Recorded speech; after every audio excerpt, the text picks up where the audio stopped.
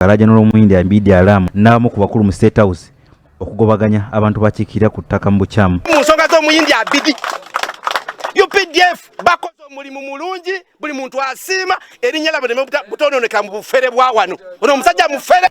Olwairo Ministry y'eby'ettaka ng'ekuliddwa Minisita Betty Amongi eyingidde mu nsonga z'ettaka eryogerwako. Ettaka lino liri ku plot 122 buloko 38 nga liweza yiika 308 mu district y'e Kasanda e Bukompe mu Gombola ina Lutuntu. Mu manya ga kiboga tukolerwamu cooperative omuyindi Abidi Alamu lyagambibwa okusenda ng'akozesa poliisi n'amagye.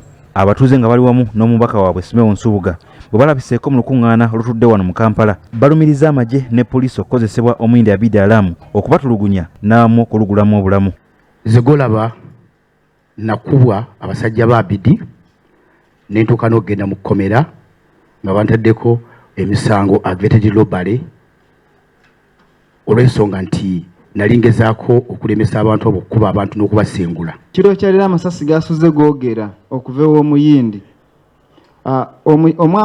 Omwami ono bw'avayo n'agamba nti teyatugoba ng'ennyumba zaffe zamenyebwamenyebwa nga guleda zibeera mu nnimiro zaffe lumonde bamusenda. Okusinziira ku munnamateeka wa Abidi Alamu Nasif Ismail tebalina muntu yenna gwe bali bagobye ku ttaka lino wadde nga n'abazze beesenza ku ttaka lino nga bannansi ba Rwanda abagambibwa okuleetebwa omubaka Simeon Nsubuga babaliyiridde bakooye. Until when the opening of boundaries started, people who were brought in, even that file is at NIRA. Honorable Semeo brought in people from Rwanda, the IDs are there. Nalindese kujja kuva Rwanda aye n'ekirala kano njagala mukategere bulungi bw'oba otegeera Kasanda South ne mubende yonna okutwalira awamu fe abasinga tuli Banyarwanda tegeera bulungi okutali musango tuli Banyarwanda Abannayuganda so fe waffe tuli Banyarwanda abaki Abannayuganda. Newankubadde ng'olukiiko luno lubaddemu akulira poliisi Kasanda Ivan Tenywa yeeganya ebikolwa ebyokozesebwa Alamu okutulugunya abantu kyokka ono bimuweddeko.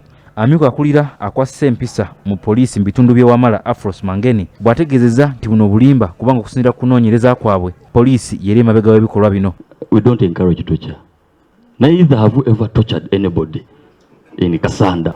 All these allegations of torture which are being raised by honorable members of parliament and the owners of the land, they are right.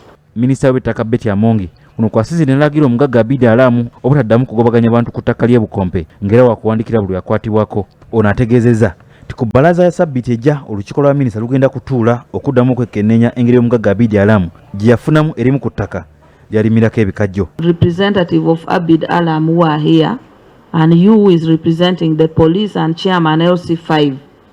As it stands now, you should ensure that no eviction continues.